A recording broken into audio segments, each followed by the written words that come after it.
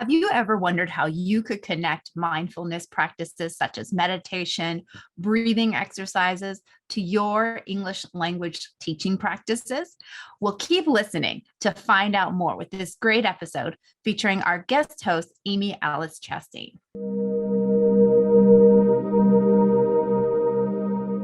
Welcome to TTELT podcast. My name is Amy Alice Chastain, and I am a member of the board of directors of Educators Worldwide, which is the organization that hosts this podcast and workshops for teachers around the world. And it is my honor and privilege today to welcome a good friend and colleague, Ramin Yazdanpanah, to the podcast, and on a topic that is near and dear to my heart, culturally responsive teaching. So welcome, Ramin. We're so happy that you're here. So a little bit about myself. So yes, as you said, my name is Ramin Yazdanpanah, and I'll kind of tell you three aspects of myself. Okay, so first I'll tell you a little bit about just my ethnic background. So that name is a Persian name. Ramin means peace, and Yazdanpanah means under the protection, under the shade of God. So I'm grateful for that name. And so I was born in Iran, and I moved from Iran when I was one to Miami. And my mother is Cuban. So my folks met in Chicago in the United States. And I'm going to talk now a little bit about my character. You know, I really try to live a balanced life. So what that means for me is, you know, starting my day in a healthy way, starting it with, you know, setting intention, taking the time to do the breathing, to do some meditation, to do some grounding, to, you know, drink some tea or coffee or whatever, hang out with my dog, you know, be outside. That's the best way to start the day. And also I'm really passionate about just the work that I do and making sure that I'm enjoying the work that I do. You know, another way to kind of keep balance with my work life is gardening. I'm a musician.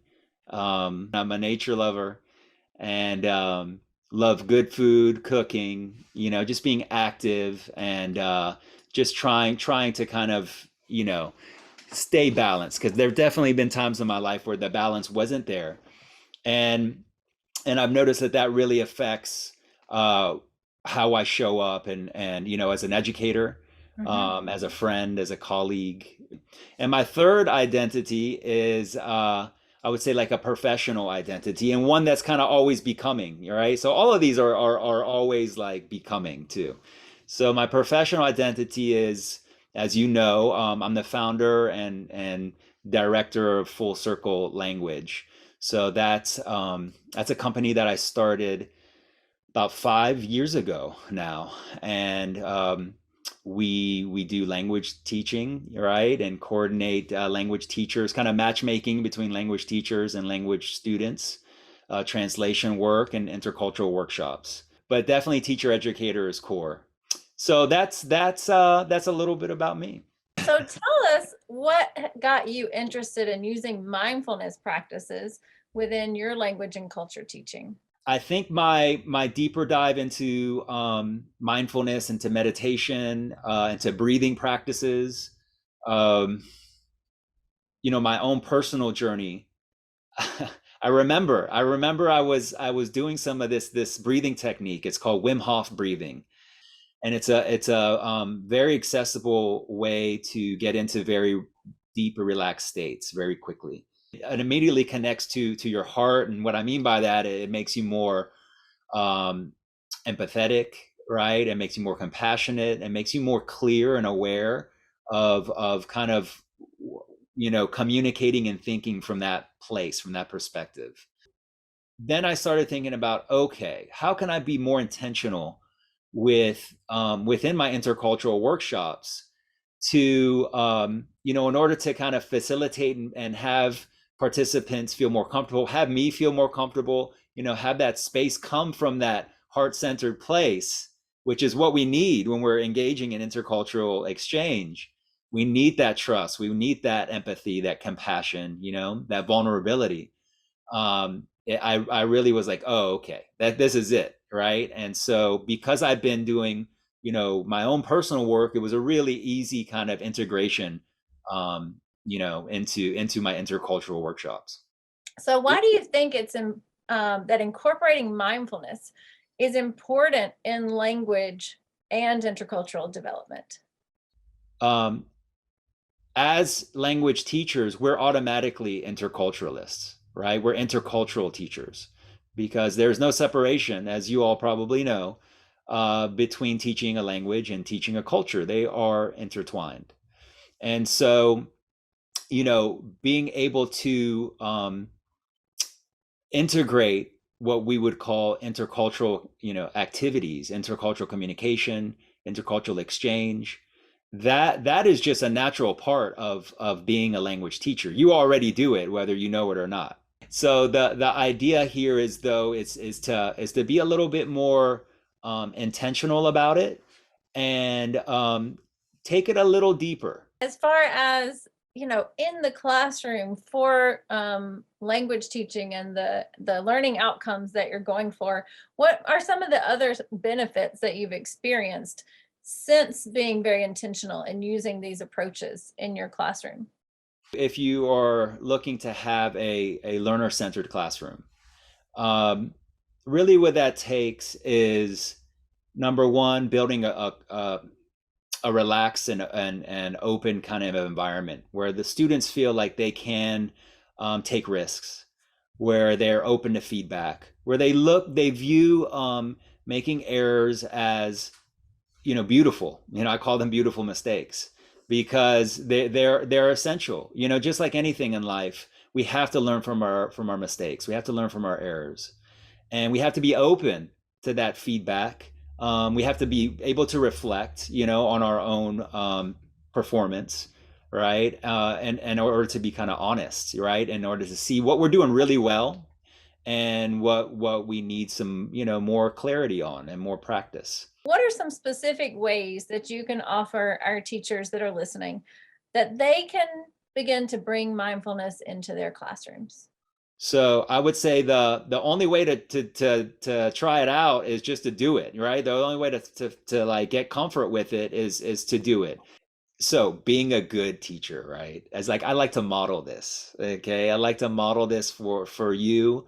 And of course, the best way as a learner is actually to like participate, all right? And so I invite you all out there, Amy, I invite you as well to to join in this guided mindfulness meditation. And basically the overview of it is going to be just a simple body scan, okay? And I'll guide you through that. You don't have to do anything. And then we're going to transition into that, into a guided reflective activity, okay, on our identities. So no need to worry about anything. I will guide you through everything. So I would say please close your eyes, okay? And again, you can sit in a chair comfortably if you're comfortable. If you want to lay down, you can lay down as well. Okay, so here we go.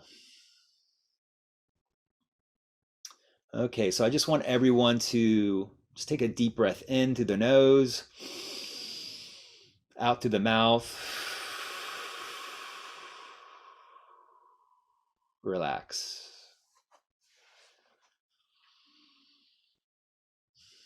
Just focusing on your breath, focusing on the inhale into the belly, exhale, keeping your focus on your breath.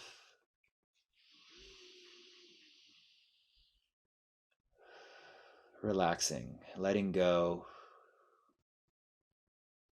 coming into your body, relaxing any tension.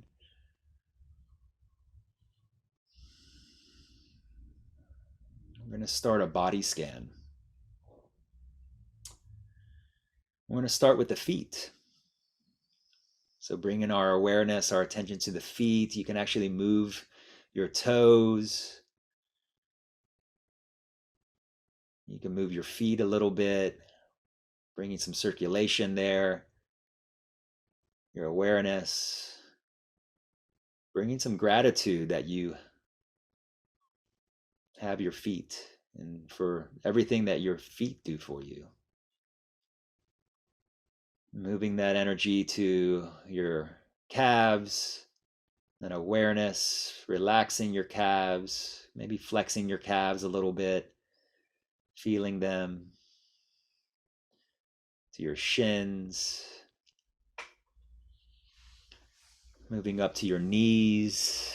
If your knees are at arm's reach, maybe you can rub your knees a little bit, moving that awareness to your thighs. Maybe you can just rub your thighs a little bit, your hamstrings, just kind of rub your hamstrings a little bit. Just a little gratitude around, your legs and for everything that our legs do for us. Moving that awareness to your hips. Massage your hips a little.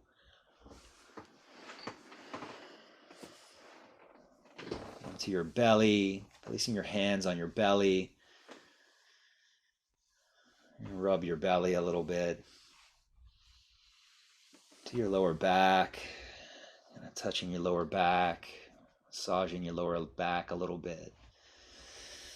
Moving that awareness up to your chest and to your heart, and placing your hands on your heart. Feeling your heartbeat, your heart rhythm.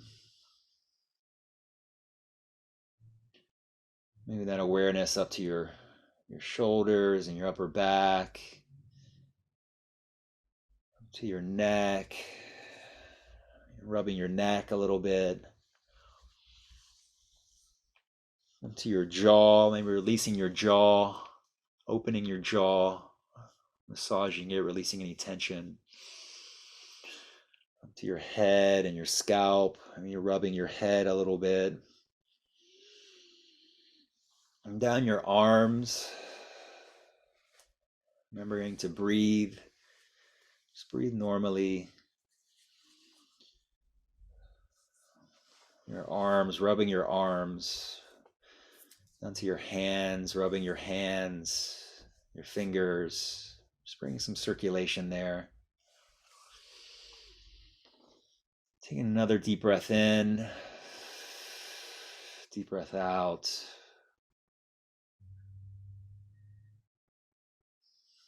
Staying in this space with your eyes closed. Feeling your body. Putting your hands back on your chest, on your heart.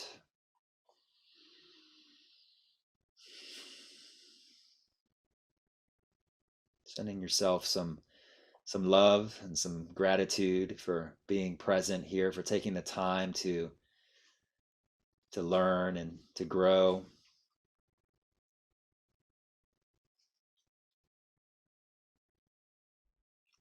Sending that gratitude and that love out to each other in this virtual space that we're in. Sending that love and gratitude out to your colleagues and to your students, to your family, to your friends. Sending that out to the world. And realizing that even though we're having our individual experience, and honoring that, we are also all connected.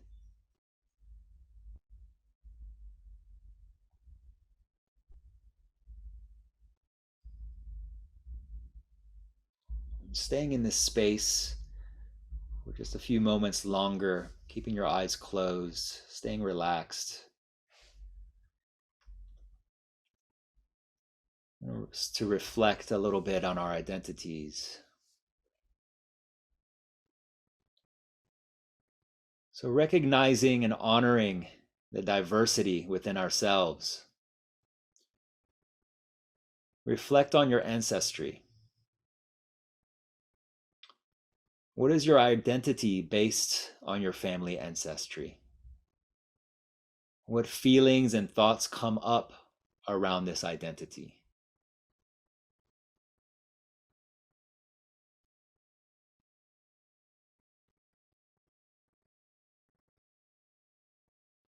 Sending, again, gratitude and love to your ancestors.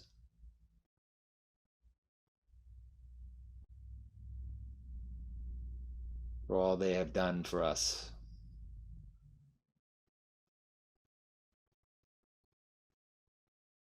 Moving on to our second reflection of our identities. You're going to recognize and honor your character, your personality, your authenticity. What is this identity? What created and formed this identity?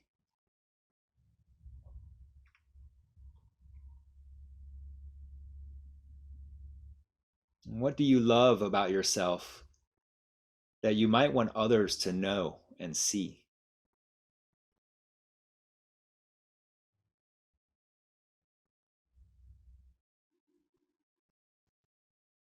And on to our final reflection. Recognizing and honoring what you wish to become. What is this identity? What informs and influences this identity? And does this identity align with who you perceive yourself to already be, who you wish to become, or both?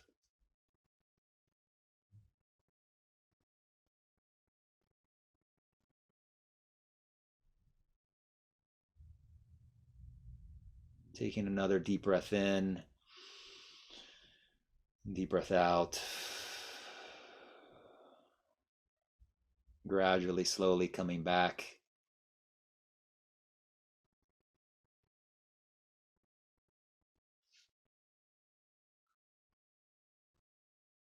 Thank you so much for that, Ramin. Before I kind of sum up what I heard, were kind of your top tips. Did you have anything else to add? One option to transition from this into a language activity is a journal reflection, right? So allow students time to journal, okay, based on those identities, and we can remind them of those three identities. So this is something that just pairs perfectly with writing.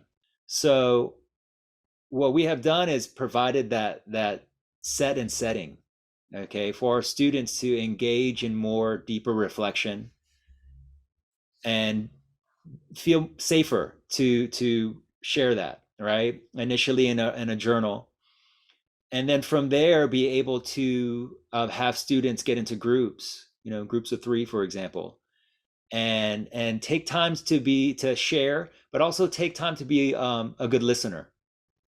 So listening is obviously a skill here. So speaking and listening, right? And so these are all things that from this relaxed state, students find it easier to speak, okay, and students can find it easier to listen. So those are just like a couple of ideas of how you can pair this kind of reflective, mindfulness activity, into this reflection of identities, right? This intercultural kind of reflection, or this intercultural, I would say, right, reflection, and then lead that into an intercultural lens where you can apply all these different intercultural activities. So you correct me or add to if I don't properly sum up what I'm hearing as your top tips.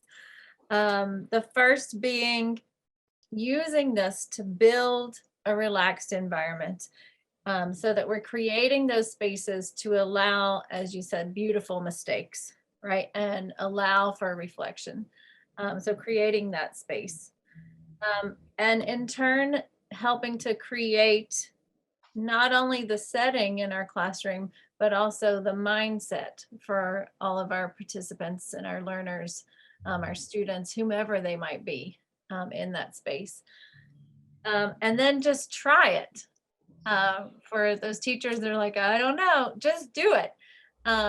We got to experience from you leading that. I would say really the teachers can just start with just narrating something that feels relaxing for them, right? And just talking through their own process so that everybody can participate and benefit from that. And then finally, you ended talking about kind of transitioning into those language learning activities and practices, and just kind of using that time in a really fruitful way. You know, one other thing I would add is, practice this yourself, right? In your own practice, that you're saying, okay, let me practice this just on my own for a little bit, and then with the intention of I'm preparing to do this for my students, then you'll just feel more, it's a more authentic, right? Because you'll feel more comfortable in that space. Yeah, and thank you so much for that, because I know I can't count the number of times when working with brand new teachers that's been my top advice to them is to make that time for yourself, is to be intentional about it, schedule it. Mm-hmm. Because I tell them every time, I said, I promise you the work always gets done, but taking care of ourselves, if we don't get intentional about it and we don't make it a priority, it will never get done. Tell our listeners what other projects you're working on right now. Projects that I'm working on now. So I'm working on this with Dartmouth on these intercultural workshop series. So that's been really nice. I just got back from one of them on Monday, and that's a lot of this intercultural to intercultural workshops, which has really been nice to develop with their team there at the Nelson Rockefeller Center. Teaching courses with Webster University right now on pragmatics and speech acts and intercultural communication. So that's another aspect, having this awareness and reflection on our expectations and cultural norms, around how we do things like apologize and request things and say that we're so, all these things, right? Ask someone out on a date, all of these things, all the important stuff is really fascinating.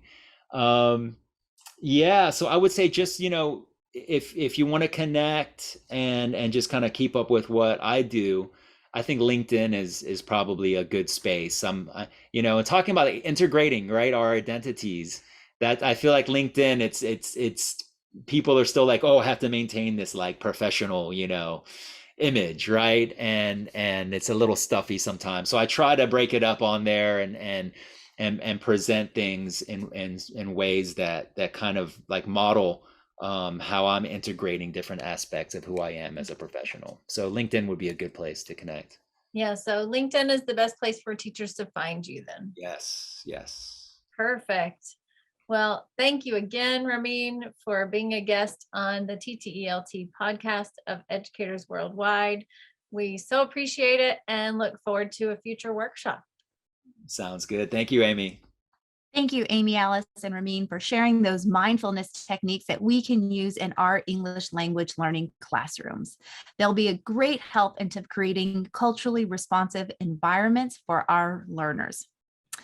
Also, just so you're prepared, November 27th, we have our upcoming TTELT talks. We're trying to set some new times, so be on the lookout for those in an email or a notification online. Remember, TTELT Talks is the time for you to connect with other educators around the world. Now, don't forget to like us, subscribe, and follow us on our different social media channels. And you can hit that bell here on your YouTube if you're watching us there, so that you will always know when our latest podcast episodes are available. If you have a question, a comment, we'd love to hear from you. Leave it below or email us at info@ttelt.org.